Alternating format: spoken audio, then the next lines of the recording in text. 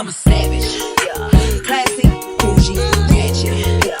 Sassy, moody, nasty, yeah. Acting stupid, what was happening, bitch? What was happening, bitch? I'm a savage, yeah. Classy, bougie. Hey guys, Ashley the Mogul here, and welcome back to my channel. I missed you guys. I hope you missed me. If not, we're gonna get into this video anyway. I wanted to do a get ready with me and just a little chit chat with you guys to let you guys know what's going on in my life and, you know, what's been happening. And as well as give you guys, you know, drop some gems, give you guys some motivational advice, some inspiration, and all things of that sort. So if that's what you want to hear, get you a wine glass, grab you some tea, something, because it's about to get real. Guys, by the way, these are press-ons made by the Pretty Laboratory. I will tag her at name down below in the description. And I have on two different sets right now. So I mixed my pink set with my baby blue set. I use the KDS nail glue. It's literally the best nail glue I've ever used. You literally just pop the glue up there, line the nail up with your nail bed, and hold it for 20 seconds. Now, I am going to recreate a look that I did a few weeks ago that I was not able to share, unfortunately, because I got a little caught up in the moment. This is my Face Cafe chapstick. I got this from the Face Cafe Raleigh location. Starting off, I want to say I've been reading this book.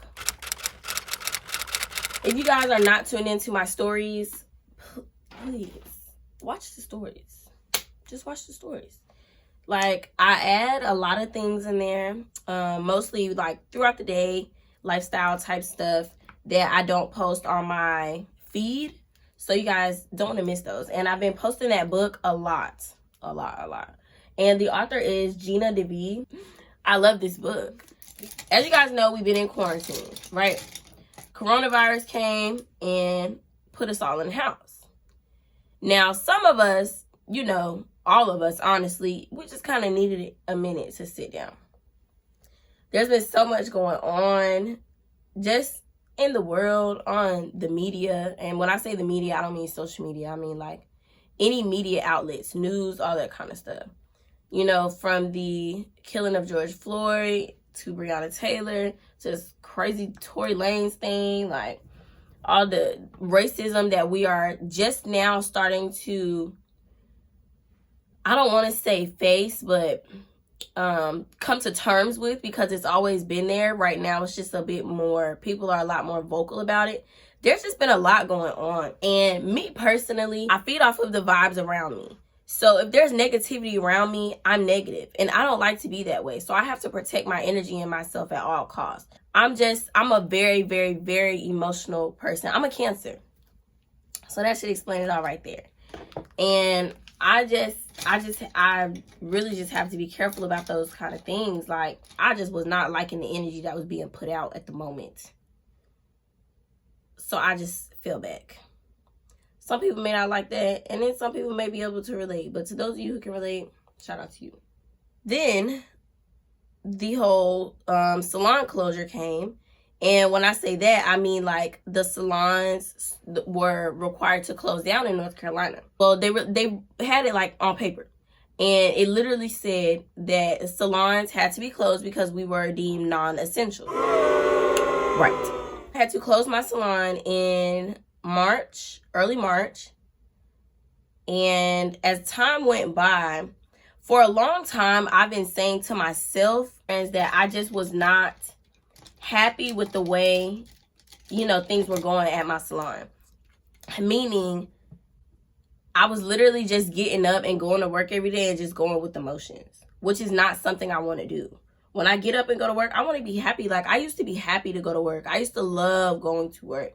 Not that I didn't love it anymore, but it just wasn't making me happy anymore. I used to have to force myself to go to the shop, force myself to book appointments, force everything. And when you have to do anything with force, that's not fun. As the months went by, I realized that it was time for me to start saying if I was going to reopen or not. So I reopened when we were allowed to, and I took certain clients. So I started taking the clients that I already had. I wasn't taking any new clients. But then the clients that I had were starting to, you know, travel and, you know, do their own thing within their household. Now, the only reason I was very hesitant about that is because at the time I wasn't going anywhere. So now I'm putting myself at risk and everyone else at risk that comes in and out of the salon. Then I realized that my lease was up. And if you guys don't know, when you rent a space, you rent and you sign a lease to a landlord.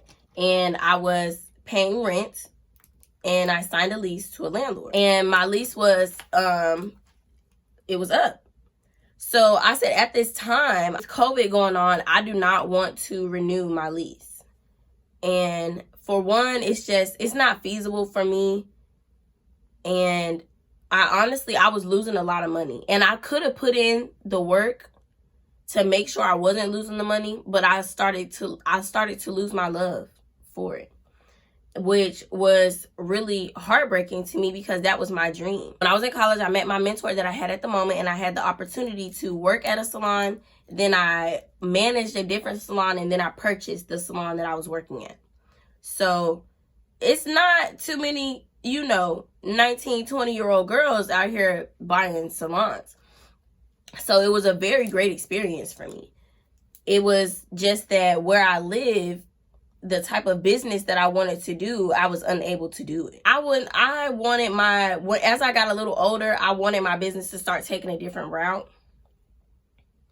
And it was just hard to do where I am. And I was already in the process of moving anyway.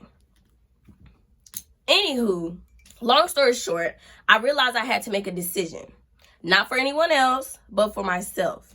I had to, in the first time in my life, I had to start speaking up, because for a long time I didn't speak up and I made myself unhappy because I wasn't saying anything. And nobody should live that way. Not saying that I was allowing other people to tell me what to do or nothing like that, but I've always been the type of girl who's like, whenever something happens, I'm like, oh no, it's okay, it's all right, it's fine. And I had to realize that I'm 24 now and I can't be that girl. So basically I realized I had to make a decision for myself for once. And I wasn't allowed to, at the moment, have people throw options out there for me to be like, yeah, I'm gonna do that. Yeah, let's do that. Yeah, that's okay. I actually had to make a decision on my own and say it out loud and understand that not everybody will be happy with it, and that's okay. So I realized that I had wanted to close my salon because, for one, I was moving, and two, I'm not gonna have, you know, excuse my language, but have anything. And I was happy, and I wasn't gonna change that because I was moving. I decided to close my salon, and everything happened so fast.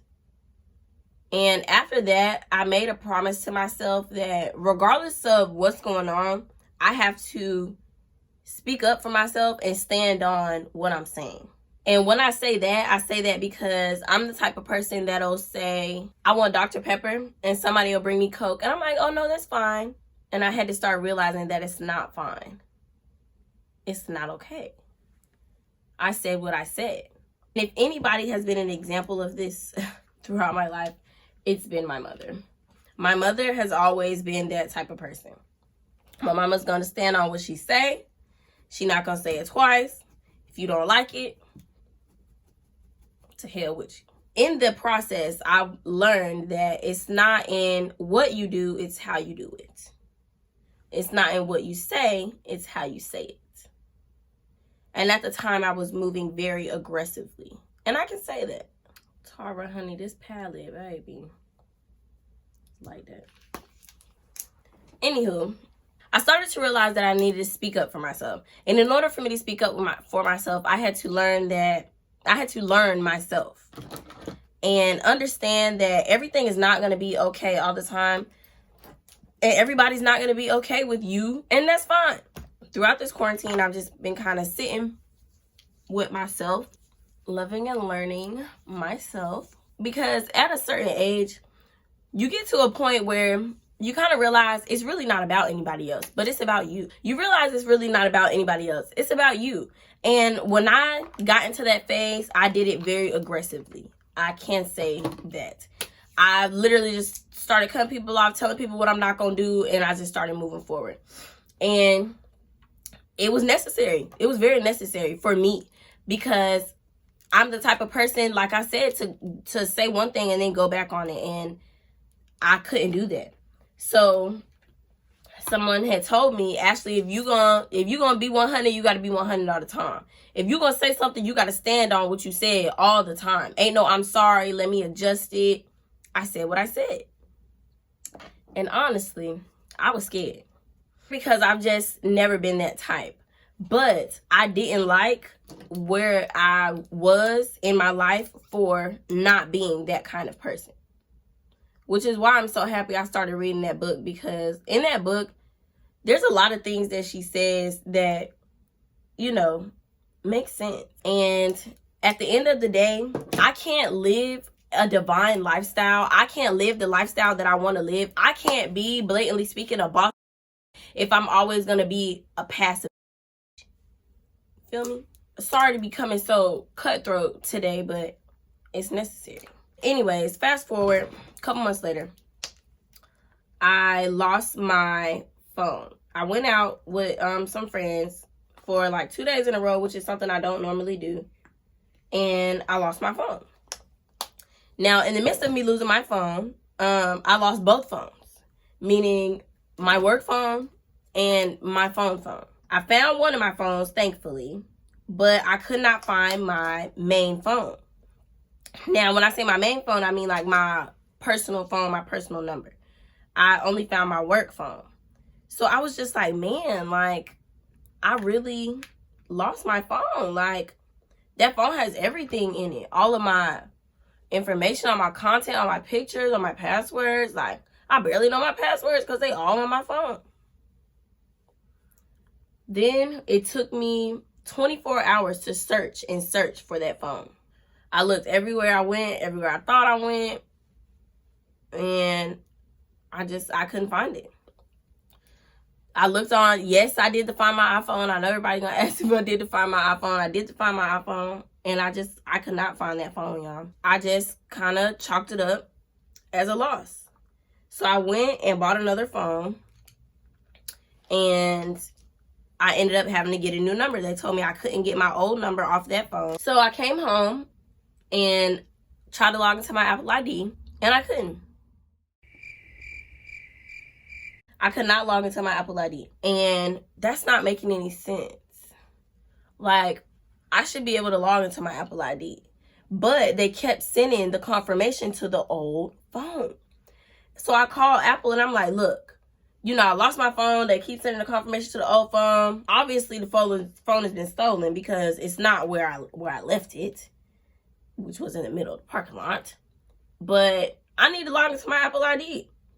And they were just like, oh, well, without proper verification, unfortunately, we can't, just log into your Apple ID. It's going to take about 3 days, maybe a week, sometimes longer, blah, blah, blah. And I'm just like, so basically, I'm either going to have to start a new Apple ID or use my work phone. But it made me realize that I keep saying, you know, I'm moving. I'm trying to start this new life, you know, make new decisions. And I'm still holding on to old stuff. Like, I had that number since I was in middle school. Girl, how you going to move forward? You still got the same number from middle school. So I realized it was okay. It was okay. Everything happened for a reason. Everything happens for a reason. And I lost that number, and that's fine. I lost that phone, and that's fine. I'm not even upset about it. Yes, I am upset about the content that I had prepared.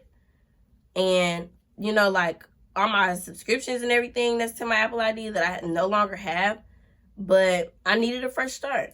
And sometimes what I'm trying to say is, when we think that we got everything all figured out, God laughs. God laughs at your plans. The universe laughs at your plans.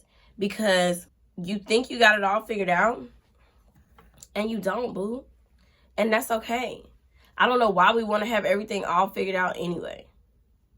Like, I used to happy plan If you guys don't know what happy planner is, you should know. Yeah, I used to happy plan my life like by the hour.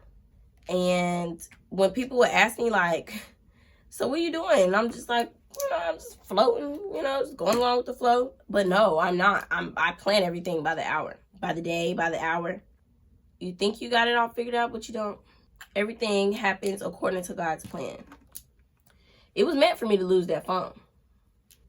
And honestly, I've been saying for a while that I don't hang out in the places that I used to hang out anymore because, you know, I'm moving and God is trying to show me that I just don't need to be in those places, because every time I've been, something negative has happened. You know, like, yeah, I have a good time, but there's always something negative that happens. And I realized I just don't need to be there. So honestly, me losing that phone and then getting locked out of my Apple ID was confirmation for me that I have some amazing things coming my way. And I can't receive them if I'm continuing to look back. I can't walk into my future if I'm continuing to look back on my past. That's the message of the day. As bosses, as boss babes, queens, princesses, whatever, we have to understand that this world, we not just getting by. No, ma'am. We are creating lives, establishing businesses. We some boss ass women out here. And we have to live like that. We have to speak like that. We walk, we talk, and we dress like that. It's more than a meme. It's more than sharing a few quotes. It's more than accepting an invite to a group and not interacting. I'm calling myself out because I do that. It's about creating the lifestyle that you've always wanted, that you've dreamed about, and living in it. And motivating other women to do the same. Some people be telling me like, oh, you talk too much. Oh, you be too honest. Da da da da. I'm this way because I have people that relate and respond. I don't follow anybody that I can't relate to. I don't want to be taking advice from anybody that I can't relate to. Why would you? That's dumb. I'm 24 years old. And I'm tired of making my decisions for other people. I want to make some decisions for me. I want to do something for me. Can Ashley do something for Ashley? You know, that's all I'm asking for. I just want to do a little something for myself. That's it. But anywho, sis, it's okay to speak up for yourself. It's okay that you're scared to start that new business, but do it. It's okay that you want to move and you're scared. Do it. It's okay. You are not the only one who's been in this position. Trust me. And it's not the last time that you're going to be in this position. Baby, this is just the beginning. You scared now? You think you treading lightly now? Girl, you ain't seen nothing yet. There's so much more in store for you. So many more things you can do. And you out here scared. What's going to come out of that? Nothing. Nothing but a whole lot of I wish and I should have. And we don't live like that. Why? Because we queens. Queens don't live that way. And guess what? If it doesn't work out, that's okay too. Everything may not go the way that you're expecting it to go. Everything may not play out to your cards. But guess what? This is God's world. We just living in it. Eyeshadow as a blush is a great hack, by the way. So the question is, what you gonna do? How you gonna access? You look good. Ever since then, I've been what I like to call living my best life. Not saying that everything has been perfect, because it has not. I had a mean reality check recently. And not just the whole losing the phone thing. Like, I legit had to sit down and do some adulting. And when I say adulting, I don't mean just paying bills, making decisions. I mean looking at my credit, student loans. And I already know my younger followers are hearing that and they like, oh no, I ain't trying to do none of that. Do it, sis. Do it. Or you're going to be like me on the road to 25 and trying to fix your credit. And the last thing you want to do is be 30 and be trying to fix your credit. Or 40 or 50 trying to fix your credit. But I mean, hey. If you got lump sums of cash that you can access at all times, by any means, you good. But if I can't give no other advice, that's my advice right there. But because nobody told me, I'm going to tell you. On this road to being queen, on your queen journey, on your development process, you're going to lose a lot of friends. A lot of people are going to be upset with you. You're going to feel really alone at times, and nobody's going to give a f. And honestly, it doesn't matter. That time is important. That time is for you to start learning you. Start loving you. Because you don't need validation from anybody else. We can't move forward in this world if we always depending on validation from other people. This is about you, baby. This is all about you. And you have to remember and continue to keep it about you. I'm a savage, yeah. Classy, bougie, ratchet, yeah. Sassy,